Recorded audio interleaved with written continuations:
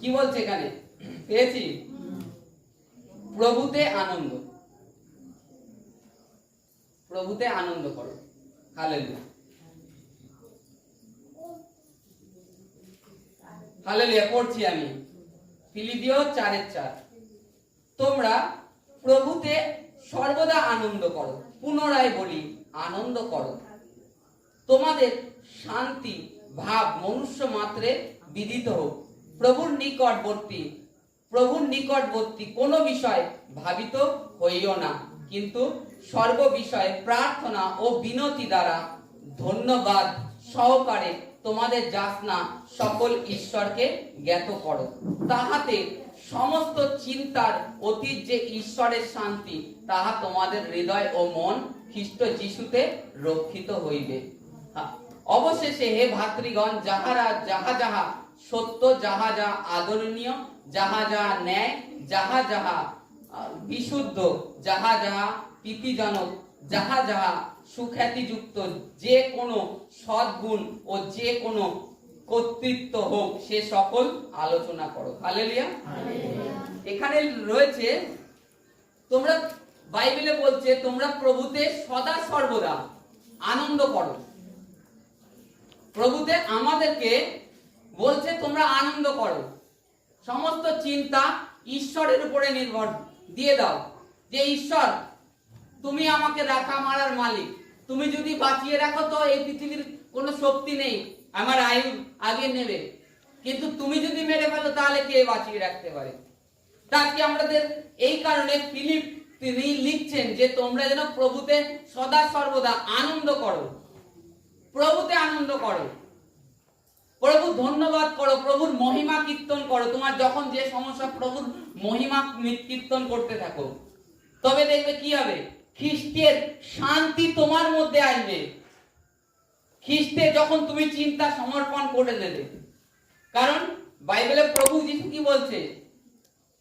যে হে পরিশ্রান্ত ভারগ্রস্ত লোক, আমার কাছে আসো, আমি তোমাদেরকে বিশ্রাম দেবো।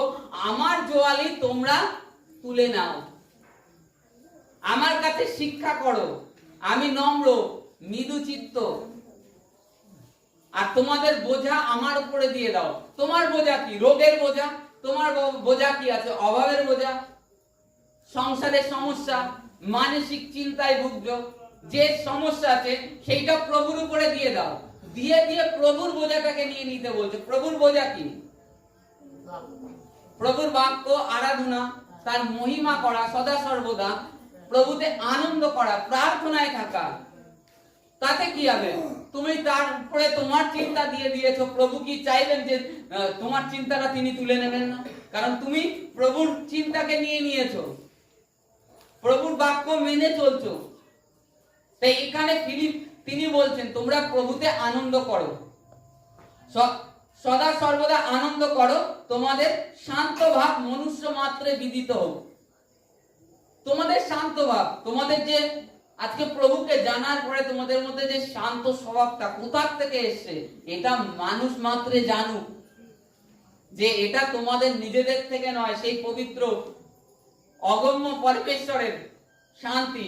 তোমরা আজকে কেন শান্তিতে থাকো? আজকে লোকের কোনো সমস্যা হলে, রোগ হলে, ব্যাধি হলে তারা হতাশ নিরাশ হয়ে যায়। কি করবে? এই কাকিমাই কদিন আগে আমাকে বলছিল ওনার বাসুরের ঠান্ডা লেগেছে, তার ঠান্ডা জন্য নাক টাক বন্ধ হয়ে রয়েছে, গলা টলা ব্যথা, সে জল গরম করবে, কি করবে কুল পাচ্ছে না। ঠান্ডা থেকে কিভাবে মুক্তি পাবে চিন্তা করছে। তারা ঈশ্বরকে জানে না বলে তারা দৌড়ভাগ যে কিভাবে কি করা যায়। আর তোমরা যখন প্রভুকে জানো, তোমাদের মধ্যে সমস্যা থাকলেও তোমরা শান্ত থাকো। জানো কি?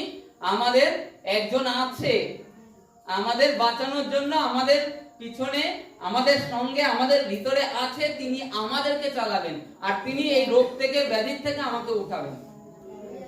তাই সেই ওই কাকিমা বলছে, কাকিমাকে বলছে তার এক বৌমা যে দেখো তো, যে এনা তো ক্যান্সার, এখন একা একা সব জায়গায় ঘুরে বেড়ায়, ইনি চলছে কি করে? তা উনি ভিতর থেকে বলছে আমাকে প্রভু চালায় তাই আমি চলি, না আমার শক্তি নেই। তা আজকে শান্ত স্বভাব কখন আসবে? যখন প্রভুর উপরে চিন্তা ভার সমর্পণ করবে, তখনই তুমি শান্ত ভাব পাবে, প্রভু তোমাকে চালাবে। তা আজকে আমরা যেন প্রত্যেকে সদা সর্বদা প্রভুতে আনন্দ করি, সমস্ত চিন্তা প্রভুর উপরে সমর্পণ করি।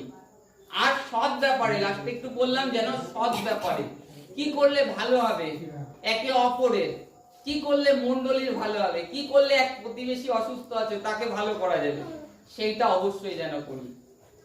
তবে ঈশ্বর অলরেডি যখন এগুলো করতে থাকবে, এই সৎক্রিয়া আমাদের নিজের থেকে হয় না, এটা ঈশ্বর ব্যতীত হয় না। কারণ তিনি প্রেম, তিনি আমাদের মধ্যে বিরাজমান করে, তাই আমরা অপরকে প্রেম করতে পারি।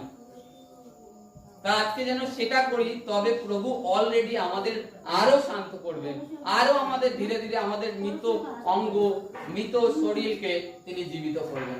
কারণ ঈশ্বর কি দেখবেন? দেখবেন এ তো আমার উপরে বিশ্বাস, তো আমার কথা শুনে চলে, তাহলে একে পীড়িত অসুস্থ রাখা যাবে না, একে সুস্থ করতে হবে। তা অতএব আমরা যেন প্রভুতে আনন্দ করি আর বিশ্বাসে প্রভুর প্রতি দাঁড়িয়ে থাকি।